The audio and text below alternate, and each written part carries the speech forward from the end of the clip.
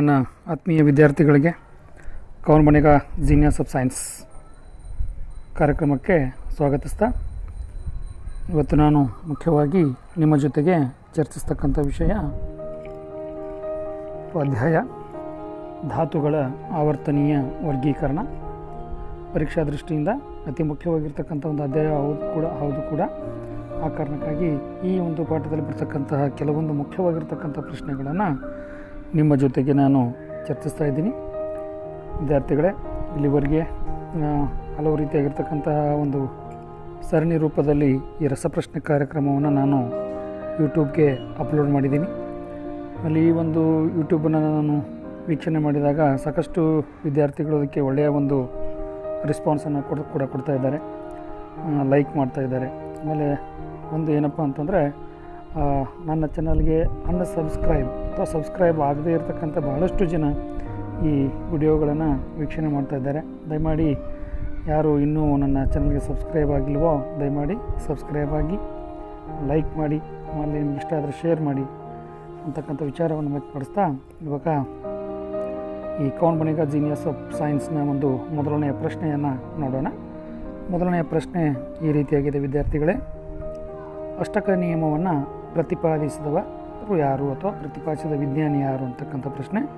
Option A Mendeleev, option B Dobereiner, option C Newland, option D Moseley. ಇದು ನೇರವಾಗಿರ್ತಕ್ಕಂಥ ಪ್ರಶ್ನೆ. Gas ಮಾಡಿರ್ತಕ್ಕಂಥ ಉತ್ತರ 100ಕ್ಕೆ 100 ಸರಿ. ಅಷ್ಟಕ ನಿಯಮವನ್ನು ಪ್ರತಿಪಾದನೆ ಮಾಡಿರ್ತಕ್ಕಂಥ ವಿಜ್ಞಾನಿ ನ್ಯೂಲ್ಯಾಂಡ್. ಅದಕ್ಕೆ ಸರಿಯಾದ ಉತ್ತರ ಆಪ್ಷನ್ ಸಿ ನ್ಯೂಲ್ಯಾಂಡ್ ಅಂತ ಹೇಳ್ತೀವಿ. ಅಷ್ಟಕ ನಿಯಮ ಏನು ಹೇಳುತ್ತೆ ಅಂತಕ್ಕಂಥದ್ದನ್ನು ಒಂದೆರಡು ವಾರದಲ್ಲಿ ಹೇಳ್ಬಿಡ್ತೀನಿ ನಿಮಗೆ. ಇಲ್ಲಿ ನ್ಯೂಲ್ಯಾಂಡರು ಈ ಧಾತುಗಳನ್ನು ಮುಖ್ಯವಾಗಿ ಒಂದು ಏನು ಮಾಡ್ತಾರಪ್ಪ ಅಂದರೆ ಈ ಸಂಗೀತದ ಸ್ವರಗಳ ರೀತಿಯಲ್ಲಿ ಜೋಡಿಸ್ತಾ ಹೋಗ್ತಾರೆ. ಯಾವ ರೀತಿಯಾಗಿ ಸಂಗೀತದಲ್ಲಿ ಸಪ್ತ ಸ್ವರಗಳಾದ ನಂತರ ಮತ್ತು ಅಥವಾ ಸರಿ ಗಮ ಪದ ನೀ ಅಂತ ಮತ್ತು ರಿಪೀಟ್ ಆಗುತ್ತಲ್ಲ, ಅದೇ ರೀತಿಯಾಗಿ ಏನಪ್ಪ ಅಂದರೆ ಧಾತುಗಳನ್ನು ಅವರು ಜೋಡಿಸ್ತಾ ಹೋದ ಪರಮಾಣು ರಾಶಿಯ ಏಕಕ್ರಮದಲ್ಲಿ ಜೋಡಿಸಿದಾಗ ಮೊದಲನೆಯ ಧಾತು ಮತ್ತು 8ನೆಯ ಧಾತು ಪರಸ್ಪರ ಒಂದೇ ರೀತಿಯಾಗಿರ್ತಕ್ಕಂಥ ಗುಣಗಳನ್ನು ಹೊಂದಿರ್ತವೆ ಅಥವಾ ಹೋಲಿಕೆ ಆಗ್ತವೆ ಅಂತಕ್ಕಂಥದ್ದೇ ನ್ಯೂಲ್ಯಾಂಡರ ಒಂದು ಅಷ್ಟಕ ನಿಯಮ ಅಂತಕ್ಕಂಥದ್ದನ್ನು ನಾವು ನೋಡ್ತೀವಿ. ಇನ್ನು ಎರಡನೇ ಪ್ರಶ್ನೆಯನ್ನು ಈ ರೀತಿಯಾಗಿದೆ, ನೋಡೋಣ. ಅಲೋಹಗಳು ಆವರ್ತ ಕೋಷ್ಟಕದ ಯಾವ ಭಾಗದಲ್ಲಿವೆ ಅಂತಕ್ಕಂಥದ್ದು. ಆಪ್ಷನ್ ಎ ಎಡಭಾಗ, ಆಪ್ಷನ್ ಬಿ ಬಲಭಾಗ, ಆಪ್ಷನ್ ಸಿ ಮೇಲಿನ ಭಾಗದಲ್ಲಿ, ಆಪ್ಷನ್ ಸಿ ಕೆಳಗಿನ ಭಾಗದಲ್ಲಿ ಅಂತಕ್ಕಂಥದ್ದನ್ನು ನೋಡ್ತೀವಿ. ಸೊ ಇಲ್ಲಿ ಆವರ್ತ ಕೋಷ್ಟಕವನ್ನು ನೀವು ಸೂಕ್ಷ್ಮವಾಗಿ ಗಮನಿಸಿದಾಗ ನಾವು ಎಡಭಾಗದಲ್ಲಿ ಲೋಹಗಳನ್ನು ಕಾಣ್ತೀವಿ. ಆಮೇಲೆ ಕ್ರಮೇಣ ಎಡದಿಂದ ಬಲಕ್ಕೆ ಸಾಗ್ತಾ ಹೋದಂಗೆ ಲೋಹಗಳ ಗುಣಧರ್ಮ ಕಡಿಮೆಯಾಗಿ ಏನಾಗ್ತಾವಪ್ಪ ಅಂದರೆ ಅಲೋಹಗಳ ಗುಣಧರ್ಮ ಹೆಚ್ಚಾಗುತ್ತೆ. ಆ ಕಾರಣಕ್ಕಾಗಿ ನಾವು ಆವರ್ತ ಕೋಷ್ಟಕದ ಬಲಭಾಗದಲ್ಲಿ ಏನಪ್ಪ ಅಂದರೆ ಈ ಅಲೋಹಗಳನ್ನು ಕಾಣ್ತೀವಿ. ಇನ್ನು ಮುಂದಿನ ಪ್ರಶ್ನೆಯನ್ನು ನೋಡೋಣ. ಮುಂದಿನ ಪ್ರಶ್ನೆ ಈ ರೀತಿಯಾಗಿದೆ ವಿದ್ಯಾರ್ಥಿಗಳೇ. ಕೆಳಗಿನವುಗಳಲ್ಲಿ ಡೋಬರೇನರ ತ್ರಿವಳಿಗಳು ಯಾವುವು ಅಂತಕ್ಕಂಥ ಒಂದು ಪ್ರಶ್ನೆ. Option A sodium bromine argon, option B lithium sodium potassium, option C H2N2O2 hydrogen, nitrogen ಮತ್ತು oxygen, option D calcium bromine ಮತ್ತು ಕ್ಲೋರಿನ್ ಅಂತಕ್ಕಂಥದ್ದು. ಇಲ್ಲಿ ಡೋಬ್ರೈನರು ಮುಖ್ಯವಾಗಿ ಪರಮಾಣು ರಾಶಿ ಸಂಖ್ಯೆ ಏರಿಕೆ ಕ್ರಮದಲ್ಲಿ ಜೋಡಿಸಿದಾಗ ಅವ್ರು ಏನು ಮಾಡ್ತಾರಪ್ಪ ಅಂದರೆ ಮೂರು ಧಾತುಗಳನ್ನು ಪರಮಾಣು ರಾಶಿ ಏರಿಕೆ ಕ್ರಮದಲ್ಲಿ ಗುಂಪು ಮಾಡ್ತಾ ಹೋಗ್ತಾರೆ. ಆಮೇಲೆ ಒಂದು ನಿಯಮ ಹೇಳ್ತಾರೆ, ಏನು ಮಧ್ಯಮ ಧಾತುವಿನ ಪರಮಾಣು ರಾಶಿ ಉಳಿದೆರಡು ಧಾತುಗಳ ಪರಮಾಣು ರಾಶಿಗಳ ಸರಾಸರಿ ಏನಪ್ಪ ಅಂದರೆ ಸರಿಸುಮಾರು ಸರಾಸರಿಯಾಗಿರುತ್ತೆ ಅಂತಕ್ಕಂಥದ್ದು ಡೋಬ್ರೈನರ ಒಂದು ತಿಳಿ ನಿಯಮ ಅಂತ ಹೇಳ್ತೀವಿ. ಬಟ್ ಇಲ್ಲಿ ಅವರು ಕೊಟ್ಟಿರ್ತಕ್ಕಂತಹ ಒಂದು ಇದರಲ್ಲಿ ನೋಡಿದಾಗ, ಆಪ್ಷನಲ್ಲಿ ನೋಡಿದಾಗ ಇದಕ್ಕೆ ಸರಿಯಾಗಿರ್ತಕ್ಕಂಥ ಉತ್ತರ ಆಪ್ಷನ್ ಬಿ ಲಿಥಿಯಂ ಸೋಡಿಯಂ ಮತ್ತು ಪೊಟ್ಯಾಷಿಯಂ ಅಂತಕ್ಕಂಥದ್ದು ಇದಕ್ಕೆ ಸರಿಯಾಗಿರ್ತಕ್ಕಂಥ ಒಂದು ಉತ್ತರ. ಇನ್ನು ಮುಂದಿನ ಪ್ರಶ್ನೆಯನ್ನು ನೋಡೋಣ. ಆಧುನಿಕ ಆವರ್ತ ಕೋಷ್ಟಕವು ಕೆಳಗಿನ ಯಾವ ಆಧಾರದ ಮೇಲೆ ರಚಿಸಲಾಗಿದೆ? ಅಂದರೆ ಆಧುನಿಕ ಆವರ್ತ ಕೋಷ್ಟಕದ ಬೆನ್ನೆಲುಬೇನು ಅಥವಾ ಯಾವ ಆಧಾರದ ಮೇಲೆ ರಚನೆ ಮಾಡಲಾಗಿದೆ ಅಂತಕ್ಕಂಥದ್ದು. ಅದಕ್ಕೆ ಆಪ್ಷನ್ ಎ ಪರಮಾಣು ರಾಶಿ ಸಂಖ್ಯೆ, ಆಪ್ಷನ್ ಬಿ ಪರಮಾಣು ಸಂಖ್ಯೆ, ಆಪ್ಷನ್ ಸಿ ಪರಮಾಣು ರಾಶಿ, ಆಪ್ಷನ್ ಡಿ ಮೇಲಿನ ಎಲ್ಲವೂ ಸರಿ ಅಂತಕ್ಕಂಥ ಒಂದು ಇದು ನೋಡಿದಾಗ. ಸೊ ಇಲ್ಲಿವರೆಗೆ ಮುಖ್ಯವಾಗಿ ಡೋಬ್ರನರ್ ಆಗಿರ್ಬೋದು, ನ್ಯೂಲ್ಯಾಂಡ್ ಆಗಿರ್ಬೋದು, ಮೆಂಡಲೀವರ್ ಆಗಿರ್ಬೋದು, ಈ ಮೂರೂ ಜನ ಏನು ಮಾಡ್ತಾರಪ್ಪ ಅಂದರೆ ಪರಮಾಣು ರಾಶಿಯನ್ನು ಅಥವಾ ಪರಮಾಣು ರಾಶಿ ಸಂಖ್ಯೆಯನ್ನು ಆಧಾರವಾಗಿಟ್ಟುಕೊಂಡು ಈ ಧಾತುಗಳನ್ನು ವರ್ಗೀಕರಣ ಮಾಡ್ತಾರೆ. ಮೊಟ್ಟ ಮೊದಲ ಬಾರಿಗೆ ಈ ಮೊಸ್ಲೆ ಅಂತಕ್ಕಂಥ ವಿಜ್ಞಾನಿ ಪರಮಾಣು ಸಂಖ್ಯೆಯನ್ನು ಆಧಾರವಾಗಿಟ್ಟುಕೊಂಡು ಆಧುನಿಕ ಆವರ್ತ ಕೋಷ್ಟಕವನ್ನು ತಯಾರು ಮಾಡ್ತಾರೆ. ಆದ್ದರಿಂದ ಇದಕ್ಕೆ ಸರಿಯಾದ ಉತ್ತರ ಆಪ್ಷನ್ ಬಿ ಪರಮಾಣು ಸಂಖ್ಯೆ. ಅಂದರೆ ಆಧುನಿಕ ಆವರ್ತ ಕೋಷ್ಟಕವು ಪರಮಾಣು ಸಂಖ್ಯೆಯ ಮೇಲೆ ರಚಿತವಾಗಿದೆ ಅಥವಾ ಅದರ ಆಧಾರದ ಮೇಲೆ ರಚಿತವಾಗಿದೆ ಅಂತ ಹೇಳ್ತೀವಿ. ಅಥವಾ ಇದನ್ನು ಬೇರೆ ರೀತಿಯಾಗಿರ್ತಕ್ಕಂಥ ಪ್ರಶ್ನೆಯನ್ನು ಕೂಡ ಕೇಳ್ಬೋದು. ಆಧುನಿಕ ಆವರ್ತ ಕೋಷ್ಟಕದ ಬೆನ್ನೆಲುಬು ಅಂತ ಕೂಡ ಕೇಳಿರ್ತಾರೆ. ಅದಕ್ಕೆ ಆಪ್ಷನಲ್ಲಿ ಪರಮಾಣು ಸಂಖ್ಯೆ ಕೊಟ್ಟಿರ್ಬೋದು ಅಥವಾ ಎಲೆಕ್ಟ್ರಾನ್ ವಿನ್ಯಾಸ ಆದರೂ ಕೊಟ್ಟಿರ್ತಾರೆ. ಆದ್ದರಿಂದ ನಾವು ಆಧುನಿಕ ಆವರ್ತ ಕೋಷ್ಟಕದ ಬೆನ್ನೆಲುಬು ಅಂತಕ್ಕಂಥದ್ದನ್ನು ಒಂದು ಎಲೆಕ್ಟ್ರಾನ್ ವಿನ್ಯಾಸಕ್ಕೆ ಕೂಡ ಕರಿತೀವಿ. ಇನ್ನು ಮುಂದಿನ ಪ್ರಶ್ನೆ ಈ ರೀತಿಯಾಗಿದೆ. ಲೋಹ ಮತ್ತು ಅಲೋಹಗಳ ಗುಣಲಕ್ಷಣಗಳನ್ನು ಹೊಂದಿರುವ ಧಾತುಗಳಿಗೆ ಹೀಗೆನ್ನುವರು. ಲೋಹ ಮತ್ತು ಅಲೋಹಗಳ ಎರಡು ಲಕ್ಷಣಗಳು ಹೊಂದಿರತಕ್ಕಂಥ ಒಂದು ಧಾತುಗಳನ್ನು ನಾವು ಏನಂತ ಕರಿತೀವಿ? ಆಪ್ಷನ್ ಎ ಕ್ಷಾರೀಯ ಧಾತುಗಳು, ಆಪ್ಷನ್ ಬಿ ಸಂಕ್ರಮಣ ಧಾತುಗಳು, ಆಪ್ಷನ್ ಸಿ ಲೋಹಾಭಗಳು, ಆಪ್ಷನ್ ಡಿ ಭಸ್ಮ ಲೋಹಗಳು ಅಂಥೇಳಿ ಇಲ್ಲಿ ನಿಮಗೆ ಆವರ್ತ ಕೋಷ್ಟಕದಲ್ಲಿ ಎಡದಿಂದ ಬಲಕ್ಕೆ ಸಾಗಿದಂತೆ ಅಲ್ಲಿ ಒಂದು ಆವರ್ತ ಕೋಷ್ಟಕದಲ್ಲಿ ಜಿಗ್ಜ್ಯಾಗ್ ಲೈನ್ ಕಾಣ್ತೀವಿ. ಆ ಜಿಗ್ಜ್ಯಾಗ್ ಲೈನ್ ಏನಪ್ಪ ಅಂದರೆ ಆ ಧಾತುಗಳು ಅಲ್ಯೂಮಿನಿಯಮ್ಮು ಕೆಲವೊಂದು ಧಾತುಗಳು ಬರ್ತಾವಲ್ಲ ಅವೆಲ್ಲ ಏನು ಮಾಡ್ತಾವಪ್ಪ ಅಂದರೆ ಈ ಲೋಹ ಮತ್ತು ಅಲೋಹಗಳ ಎರಡೂ ರೀತಿಯಾಗಿರ್ತಕ್ಕಂತಹ ಒಂದು ಗುಣಲಕ್ಷಣಗಳನ್ನು ಹೊಂದಿರ್ತವೆ. ಅಂತಹ ಧಾತುಗಳನ್ನು ನಾವೇನು ಕರಿತೀವಪ್ಪ ಅಂದರೆ ಲೋಹಾಭಗಳು ಅಂಥೇಳಿ ಕರೀತಾರೆ. ಆದ್ದರಿಂದ ಇದಕ್ಕೆ ಸರಿಯಾದ ಉತ್ತರ ಆಪ್ಷನ್ ಸಿ ಲೋಹಾಭಗಳು. ಮುಂದಿನ ಪ್ರಶ್ನೆ, ಮೆಂಡಲೀವರ ಆವರ್ತ ಕೋಷ್ಟಕದಲ್ಲಿ ಯಾವ ಧಾತುವಿಗೆ ಸರಿಯಾದ ಸ್ಥಾನವನ್ನು ನಿಯೋಜಿಸಲು ಸಾಧ್ಯವಾಗಲಿಲ್ಲ ಅಂತಕ್ಕಂಥ ಪ್ರಶ್ನೆ. ಪರೀಕ್ಷೆಯಲ್ಲಿ ಮೆಂಡಲೀವರ ಆವರ್ತ ಕೋಷ್ಟಕದ ಸಾಧನೆಗಳು ಅಥವಾ ನ್ಯೂನ್ಯತೆಗಳ ಮೇಲೆ ಒಂದು ಪ್ರಶ್ನೆ ಬಂದಿರುತ್ತೆ. ಈ ಒಂದು ಪ್ರಶ್ನೆ ನ್ಯೂನ್ಯತೆಗೆ ಸಂಬಂಧಪಟ್ಟಿರ್ತಕ್ಕಂಥದ್ದಾಗಿರೋದ್ರಿಂದ ಏನಪ್ಪ ಅಂದರೆ ಮೆಂಡಲೀವನ ಆವರ್ತ ಕೋಷ್ಟಕದಲ್ಲಿ ಯಾವ ಧಾತುವಿಗೆ ಸರಿಯಾಗಿರ್ತಕ್ಕಂಥ ಒಂದು ಸ್ಥಾನವನ್ನು ಕೊಡಲಿಕ್ಕೆ ಸಾಧ್ಯವಾಗಲಿಲ್ಲ ಅಂತಕ್ಕಂಥದ್ದು ಪ್ರಶ್ನೆ. ಅದಕ್ಕೆ option A nitrogen, option B hydrogen, option C oxygen, option D ನಾವು ಕಾರ್ಬನ್ ಅಂತ ಹೇಳ್ತೀವಿ.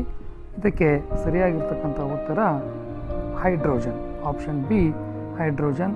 ಮೆಂಡಲೀವನ ಆವರ್ತ ಕೋಷ್ಟಕದಲ್ಲಿ ಹೈಡ್ರೋಜನ್ಗೆ ನಿಖರವಾಗಿರ್ತಕ್ಕಂಥ ಒಂದು ಸ್ಥಾನವನ್ನು ಕೊಡೋದಕ್ಕೆ ಕಷ್ಟವಾಗುತ್ತೆ. ಆ ಕಾರಣಕ್ಕಾಗಿ ಈ ಒಂದು ಮೆಂಡಲೀವನ ನಿಯಮ ವಿಫಲವಾಗಲಿಕ್ಕೆ ಕಾರಣ ಏನಪ್ಪ ಅಂದರೆ ಈ ರೀತಿಯಾಗಿ ಹೈಡ್ರೋಜನ್ಗೂ ಸರಿಯಾಗಿ ಸ್ಥಾನವನ್ನು ಕೊಡಲಿಕ್ಕೆ ಆಗಲಿಲ್ಲ. ಆಮೇಲೆ ಕೆಲವೊಂದು ಸಮಸ್ಥಾನಿಗಳಿಗೂ ನಿರ್ದಿಷ್ಟವಾಗಿರ್ತಕ್ಕಂಥ ಜಾಗವನ್ನು ಕೊಡೋದು ಕಷ್ಟ ಆಯಿತು.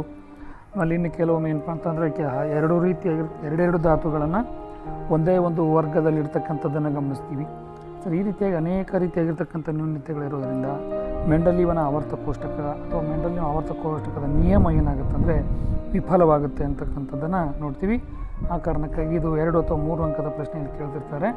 ಮೆಂಡಲೀವನ ಆವರ್ತ ಕೋಷ್ಟಕದ ವಿಫಲತೆಗಳು ಅಥವಾ ನ್ಯೂನ್ಯತೆಗಳು ಯಾವುವು ಅಂತಕ್ಕಂಥ ಪ್ರಶ್ನೆ ಬಂದಿರುತ್ತೆ. ಅದಕ್ಕೆ ಸ್ವಲ್ಪ ಸರಿಯಾಗಿ ಅದನ್ನು ನೋಡ್ಕೊಳ್ಳಿ. ಇನ್ನು ಮುಂದಿನ ಪ್ರಶ್ನೆ ನೋಡೋಣ.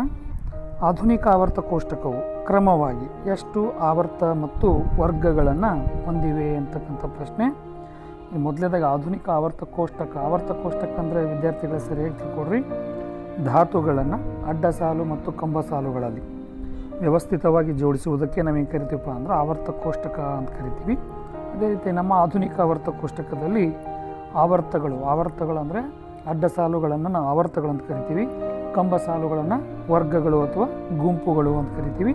ಅದಕ್ಕೆ ಸಂಬಂಧಪಟ್ಟಿರ್ತಕ್ಕಂಥ ಪ್ರಶ್ನೆ ಆಪ್ಷನ್ ಎ 18 ಆವರ್ತಗಳು ಮತ್ತು 8 ವರ್ಗಗಳು, ಆಪ್ಷನ್ ಬಿ 7 ಆವರ್ತಗಳು ಮತ್ತು 18 ವರ್ಗಗಳು, ಆಪ್ಷನ್ ಸಿ 12 ಆವರ್ತಗಳು ಮತ್ತು 20 ವರ್ಗಗಳು, ಆಪ್ಷನ್ ಡಿ 7 ಆವರ್ತಗಳು ಮತ್ತು 8 ವರ್ಗಗಳು. ಇದು ನೇರವಾಗಿರ್ತಕ್ಕಂಥ ಮತ್ತು ಸರಳವಾದ ಪ್ರಶ್ನೆಯೇ. ನಿಮ್ಗೆ ಗೊತ್ತಿರಲಿ, ನಮ್ಮ ಆವರ್ತ ಕೋಷ್ಟಕದಲ್ಲಿ 7 ಅಡ್ಡ ಸಾಲುಗಳು ಅಥವಾ ಆವರ್ತಗಳಿವೆ, 18 ಕಂಬ ಸಾಲುಗಳಿವೆ. ಆದ್ದರಿಂದ ಆಪ್ಷನ್ ಬಿ ಇದಕ್ಕೆ ಸರಿಯಾಗಿರ್ತಕ್ಕಂತಹ ಉತ್ತರ. ಪೂರ್ತಿ ತುಂಬಿರುವ ಅಥವಾ ಅಷ್ಟಕ ವಿನ್ಯಾಸವ ಹೊರಕವಚವನ್ನು ಹೊಂದಿರುವ ಧಾತುಗಳ ಗುಂಪನ್ನು ಗುರುತಿಸಿ ಅಂತಕ್ಕಂಥ ಪ್ರಶ್ನೆ. ಅಷ್ಟಕ ಜೋಡಣೆ ಧಾತುಗಳನ್ನು ನಾವಿಲ್ಲಿ ಗುರುತಿಸಬೇಕಾಗತ್ತೆ. ಅಷ್ಟಕ ಜೋಡಣೆ ಧಾತುಗಳನ್ನಾಗಲಿ ಅಥವಾ ಪೂರ್ತಿ ಹೊರಕವಚ ತುಂಬಿರ್ತಕ್ಕಂಥ ಧಾತುಗಳ ಒಂದು ಉದಾಹರಣೆಗಳ ಗುಂಪನ್ನು ಕೊಟ್ಟಿದ್ದಾರೆ. ಅದಕ್ಕೆ ಸಂಬಂಧಪಟ್ಟಿರ್ತಕ್ಕಂಥ ಸರಿಯಾದ ಉತ್ತರವನ್ನು ಆಯ್ಕೆ ಮಾಡಬೇಕು. Option A hydrogen, oxygen, nitrogen. Option B sodium, magnesium, calcium. Option C carbon, silicon ಮತ್ತು argon. Option D neon, argon ಮತ್ತು ಝೆನಾನ್. ಈ 4 ಗುಂಪುಗಳಲ್ಲಿ ಯಾವುದು ಅಷ್ಟಕ ವಿನ್ಯಾಸವನ್ನು ಹೊಂದಿರತಕ್ಕಂಥ ಧಾತುಗಳು? ಅಷ್ಟಕ ವಿನ್ಯಾಸ ಅಂದರೆ ತಿಳ್ಕೊಂಬಿಡಿ ವಿದ್ಯಾರ್ಥಿಗಳೇ, NS2 NP6 ಅಂತಕ್ಕಂತಹ ಒಂದು ವಿನ್ಯಾಸವನ್ನು ಹೊಂದಿರತಕ್ಕಂಥ ಧಾತುಗಳನ್ನಾಗಲಿ ಅಥವಾ S ಮತ್ತು P ಕವಚಗಳು ಗರಿಷ್ಠ ಸಂಖ್ಯೆ ಎಲೆಕ್ಟ್ರಾನ್ಗಳನ್ನು ತುಂಬಿರೋದರಿಂದಾಗಲಿ ಅಥವಾ ಏನಪ್ಪ ಅಂದ್ರೆ ಆ ಒಂದು ಅತ್ಯಂತ ಹೊರಕವಚ 8 ಎಲೆಕ್ಟ್ರಾನ್ಗಳಿಂದ ತುಂಬಿರುವ ಒಂದು ಧಾತುಗಳನ್ನು ನಾವು ಅಷ್ಟಕ ವಿನ್ಯಾಸ ಹೊಂದಿರತಕ್ಕಂಥ ಧಾತುಗಳು ಅಂತ ಕರಿತೀವಿ. ಆದ್ದರಿಂದ ಇಲ್ಲಿ ಸರಿಯಾಗಿರ್ತಕ್ಕಂಥ ಉತ್ತರ ಯಾವತ್ತಪ್ಪ ಅಂದರೆ option D neon, argon, xenon. ಇವು ಅದ್ರ ಜೊತೆಗೆ ಬರ್ತೀವಿ ನಾವು. ಫಸ್ಟ್ ಬರ್ತಕ್ಕಂಥದ್ದು ಹೀಲಿಯಂ ಅದಕ್ಕೂ ಆರ್ಗಾನ್, ನಿಯಾನ್ ಅದಕ್ಕೂ ಆರ್ಗಾನ್, ಕ್ರಿಪ್ಟಾನ್, ಜನಾನ್, ರೆಡಾನ್. ಇವೆಲ್ಲವೂ ಏನಪ್ಪ ಅಂದರೆ ಅಷ್ಟಕ ವಿನ್ಯಾಸ ಹೊಂದಿರತಕ್ಕಂಥ ಧಾತುಗಳು. ಈ ಒಂದು ಧಾತುಗಳಲ್ಲಿ ಯಾವುದಾದ್ರೂ ನಿಮಗೆ 3 ಅಥವಾ 4 ಧಾತುಗಳನ್ನು ಕೊಟ್ಟು ಪ್ರಶ್ನೆಗಳನ್ನು ಕೇಳ್ತಾರೆ. ಆದ್ದರಿಂದ ಸ್ವಲ್ಪ ಅದನ್ನು ಸರಿಯಾಗಿ ನೋಡ್ಕೊಳ್ಳಿ.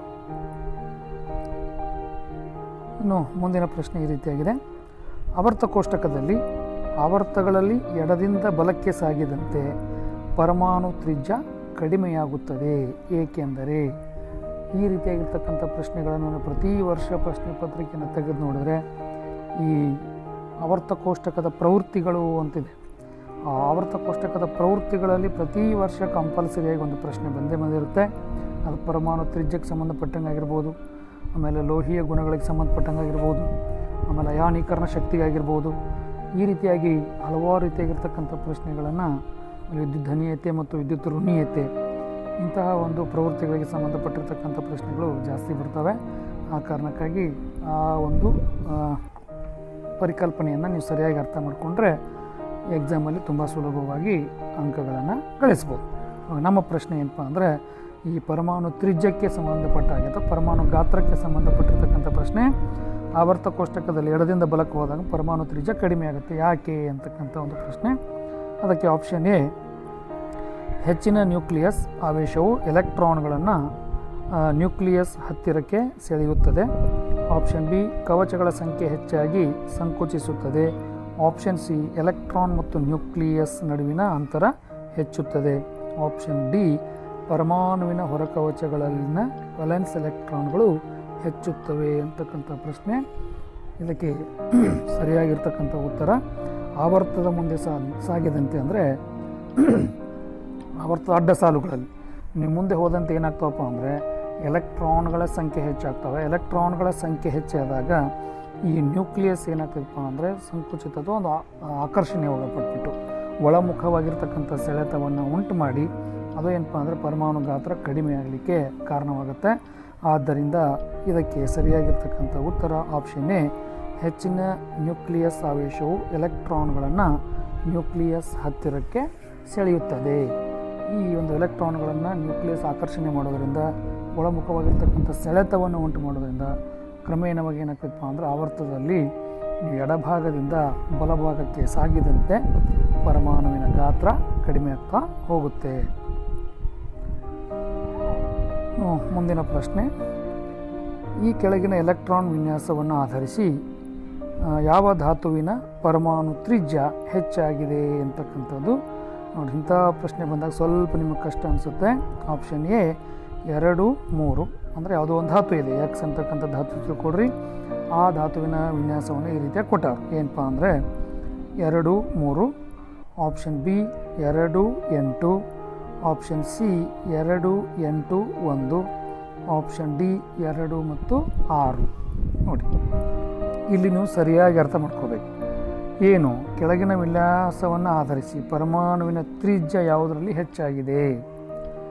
ಇಲ್ಲಿ ನಿಮಗೆ ಕಾಣಿಸ್ತಾ ಇದೆ ಆಪ್ಷನ್ ಎಲ್ಲಿ 2 ಮತ್ತು 3 ಅಂದರೆ ಒಂದನೇ ಕವಚದಲ್ಲಿ 2 ಎಲೆಕ್ಟ್ರಾನ್ಗಳು, ಎರಡನೇ ಕವಚದಲ್ಲಿ 3 ಎಲೆಕ್ಟ್ರಾನ್. ಅದೇ ರೀತಿಯಾಗಿ ಬಿ ಎಲ್ ಕೊಟ್ಟಂತ ಅಂದರೆ ಒಂದನೇ ಕವಚದಲ್ಲಿ 2 ಎಲೆಕ್ಟ್ರಾನ್, ಆಮೇಲೆ ಎರಡನೇ ಕವಚದಲ್ಲಿ 8 ಎಲೆಕ್ಟ್ರಾನ್. ಅದೇ ರೀತಿಯಾಗಿ ಸಿ ಎಲ್ ನೋಡಿದಾಗ 1ನೇ ಕವಚದಲ್ಲಿ 2, 2ನೇ ಕವಚದಲ್ಲಿ 8 ಎಲೆಕ್ಟ್ರಾನ್, 3ನೇ ಕವಚದಲ್ಲಿ 1 ಎಲೆಕ್ಟ್ರಾನ್.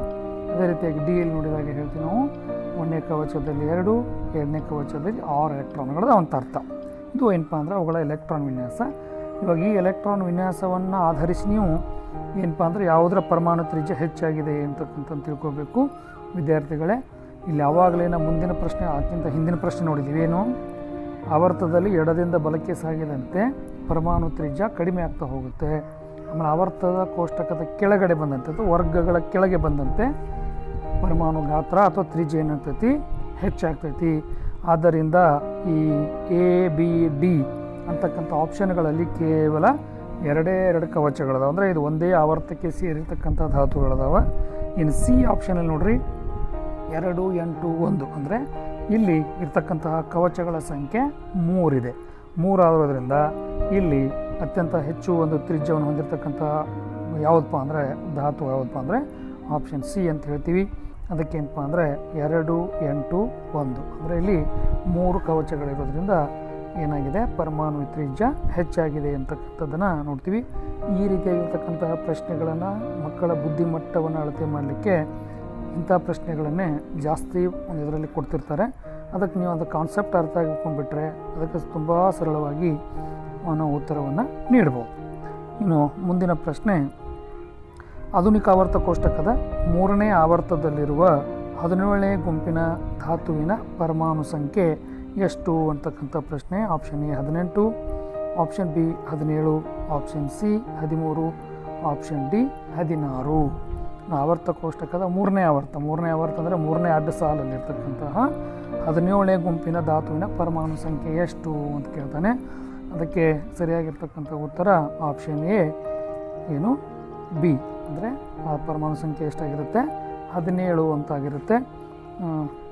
ಇಲ್ಲಿ ನಮಗೆ ಗೊತ್ತಿರಲಿ, ಆಧುನಿಕ ಆವರ್ತ ಕೋಷ್ಟಕದಲ್ಲಿ ಮುಖ್ಯವಾಗಿರ್ತಕ್ಕಂತಹ ಕಂಬ ಸಾಲುಗಳ ಸಂಖ್ಯೆ 18, ವರ್ಗಗಳ ಸಂಖ್ಯೆ 18. ಬಟ್ ಇಲ್ಲಿ ಯಾವ ಧಾತು ಯಾವ ವರ್ಗಕ್ಕೆ ಸೇರಿದೆ ಅಥವಾ ಯಾವ ಅಡ್ಡ ಸಾಲಿಗೆ ಸೇರಿದೆ ಅಂತಕ್ಕಂಥದ್ದನ್ನು ತುಂಬ ಸುಲಭವಾಗಿ ನಾವು ಅರ್ಥ ಮಾಡ್ಕೊಳ್ಬೋದು.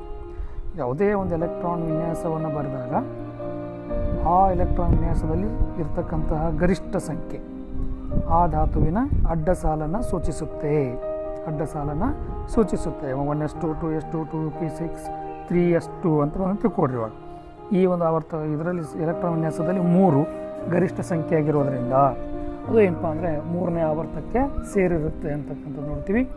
ಇನ್ನು ಕಂಬ ಸಾಲುಗಳಲ್ಲಿ ನಾವು 18 ಕಂಬ ಸಾಲುಗಳನ್ನು ಕಾಣ್ತೀವಿ. ಯಾಕೆ 18 ಕಂಬ ಸಾಲುಗಳಾದವಪ್ಪ ಅಂದರೆ ಆವರ್ತ ಕೋಷ್ಟಕದಲ್ಲಿ ನಿಮ್ಗೆ ಗೊತ್ತಿರಲಿ, ನಾವು ಧಾತುಗಳನ್ನು ಮುಖ್ಯವಾಗಿ 4 ಬ್ಲಾಕ್ ಧಾತುಗಳಾಗಿ ಮಾಡಿರ್ತೀವಿ. ಎಸ್, ಪಿ, ಡಿ, ಎಫ್ ಅಂತೇಳಿ.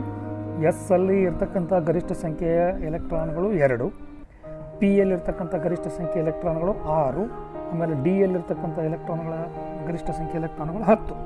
ಎಲ್ಲವನ್ನು ಸೇರಿಸಿದ್ರೆ 2 + 6 + 10 ಸೇರಿಸಿದ್ರೆ ಎಷ್ಟಾಯಿತು? 18 ಆಗುತ್ತೆ.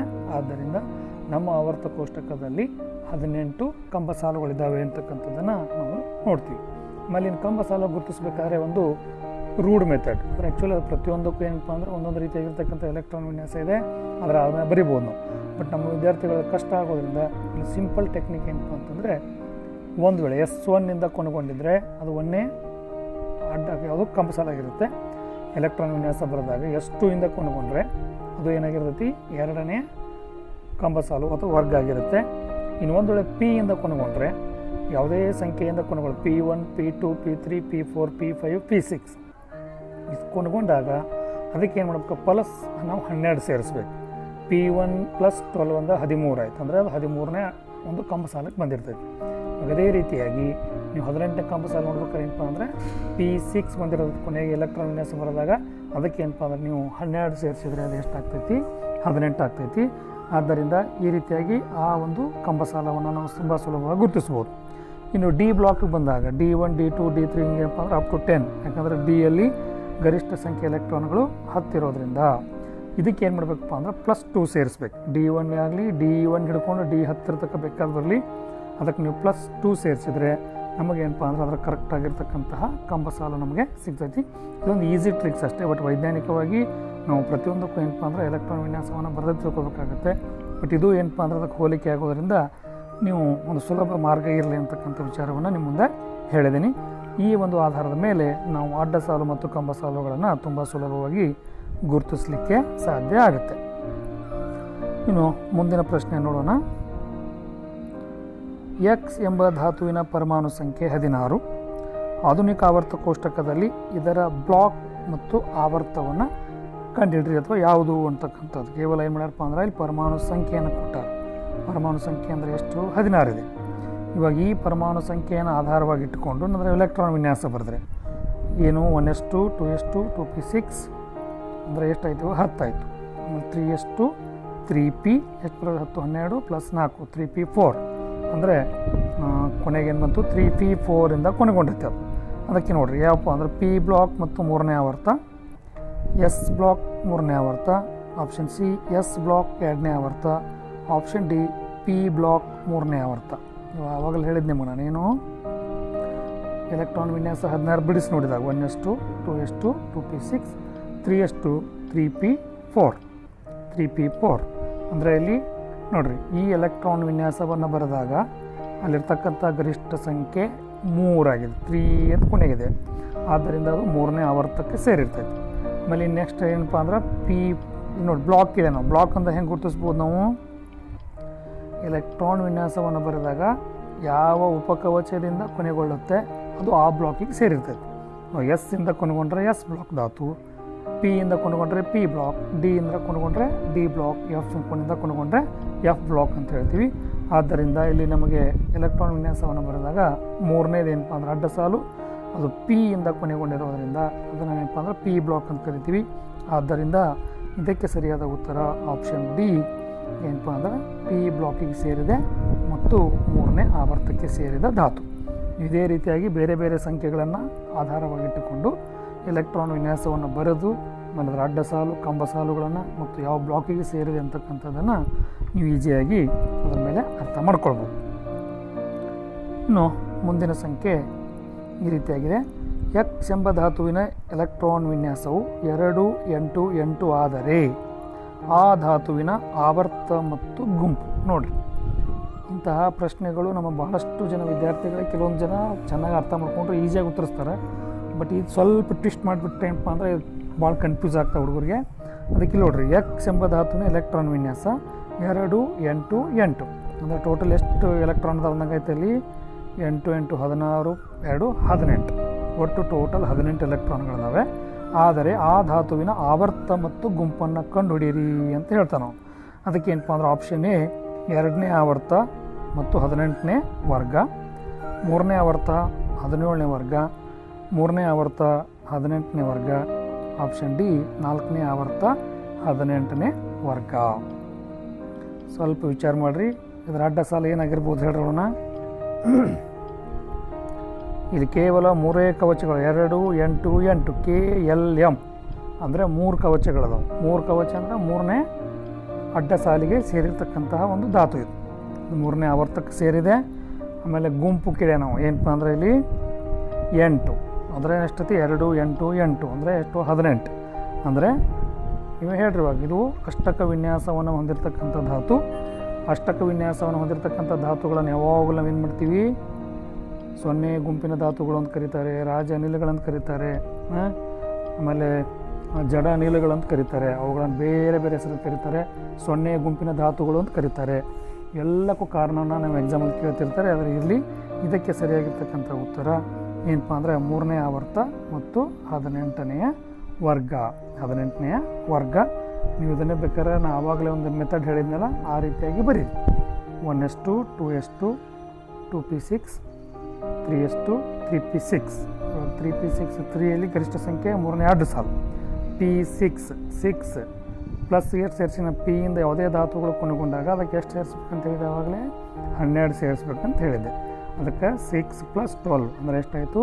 18 ಆಯಿತು. ಆದ್ದರಿಂದ ಇದರ ಏನಪ್ಪ ಅಂದ್ರೆ ಕಂಬ ಸಾಲು 18 ಅಥವಾ 18ನೇ ವರ್ಗ ಅಥವಾ ಗುಂಪು ಅಂಥೇಳಿ ಸುಲಭವಾಗಿ ಅದನ್ನು ಹೇಳ್ಬೋದು. ಇಂಥ ಪ್ರಶ್ನೆಗಳನ್ನು ಸ್ವಲ್ಪ ವಿಚಾರ ಮಾಡಿ ಉತ್ತರಿಸಬೇಕಾಗತ್ತೆ. ಅದಕ್ಕೆ ಸ್ವಲ್ಪ ಸರಿಯಾಗಿ ಅದನ್ನು ಅರ್ಥ ಮಾಡಿಕೊಂಡ್ರೆ ಒಳ್ಳೆಯದು.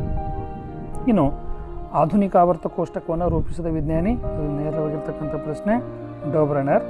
Option B Newland, option C Mendeleev, option D Henry Moseley. ಮೂರು ಜನ ಏನಪ್ಪ ಅಂದರೆ ಎ ಬಿ ಸಿ ಅವರು ಪರಮಾಣು ರಾಶಿ ಸಂಖ್ಯೆಯನ್ನು ಆಧಾರವಾಗಿ ಇಟ್ಕೊಂಡ್ರು. ಆದರೆ ಹೆನ್ರಿ ಮಾಸ್ಲೆ ಅಂತಕ್ಕಂಥವ್ರು ಏನು ಮಾಡ್ತಾನಂತಂದರೆ ಪರಮಾಣು ಸಂಖ್ಯೆಯನ್ನು ಆಧಾರವಾಗಿ ಇಟ್ಟುಕೊಂಡು ಒಂದು ಇದನ್ನು ಮಾಡ್ತಾನೆ. ಇಲ್ಲಿ ನಾವು ಇದರ ಪ್ರಕಾರ ಸರಿಯಾಗಿರ್ತಕ್ಕಂಥ ಉತ್ತರ ಆಪ್ಷನ್ ಡಿ ಹೆನ್ರಿ ಮಾಸ್ಲೆ. ಸರಿ, ಇನ್ನು ಮುಂದಿನ ಪ್ರಶ್ನೆ ನೋಡೋಣ. ಧಾತುಗಳ ಗುಣಗಳು ಅವುಗಳ ಪರಮಾಣು ರಾಶಿಯ ಆವರ್ತನೀಯ ಪುನರಾವರ್ತನೆಗಳು ಎಂಬ ನಿಯಮವನ್ನು ನಿರೂಪಿಸಿದ ವಿಜ್ಞಾನಿ. ನಿಮಗೆ ನೇರವಾಗಿರ್ತಕ್ಕಂಥ ಪ್ರಶ್ನೆ. Option A Henry Moseley, option B Mendeleev, option C Newland, option D ಡೋಬರೈನರ್.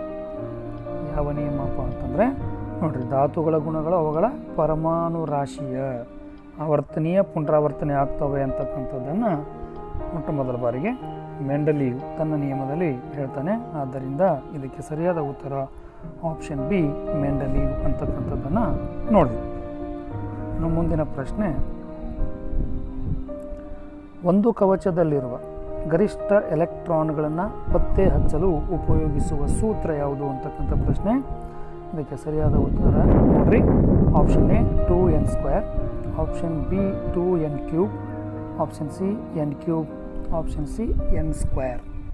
ಯಾವುದೇ ಒಂದು ಕವಚದಲ್ಲಿರ್ತಕ್ಕಂಥ ಗರಿಷ್ಠ ಎಲೆಕ್ಟ್ರಾನ್ಗಳು KLMN ಅಂತೇನು ಹೇಳ್ತೀವಲ್ಲ, ಅವುಗಳಿರ್ತಕ್ಕಂಥ ಗರಿಷ್ಠ ಸಂಖ್ಯೆ ಎಲೆಕ್ಟ್ರಾನ್ಗಳನ್ನು ಪತ್ತೆ ಹಚ್ಚಲಿಕ್ಕೆ ನಾವು ಉಪಯೋಗಿಸ್ತಕ್ಕಂಥ ಸೂತ್ರ ಯಾವುದು ಅಂತಕ್ಕಂಥ ಪ್ರಶ್ನೆ.